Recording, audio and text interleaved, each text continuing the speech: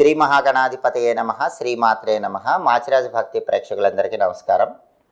వరలక్ష్మి వ్రతం రోజు ఆడవాళ్ళు ఖచ్చితంగా పాటించాల్సిన నియమాలు ఏంటో ఈ వీడియోలో మనం తెలుసుకుందాం.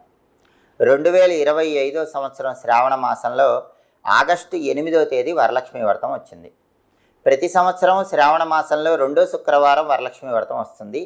ఈ సంవత్సరం శ్రావణ మాసంలో 3వ శుక్రవారం వరలక్ష్మి వ్రతం వచ్చింది. దానికి కారణం ఏంటి అంటే, వరలక్ష్మి వ్రతం ఎప్పుడైనా సరే పౌర్ణమికి ముందు వచ్చే శుక్రవారం చేసుకోవాలని మనకు పురాణాల్లో చెప్పారు.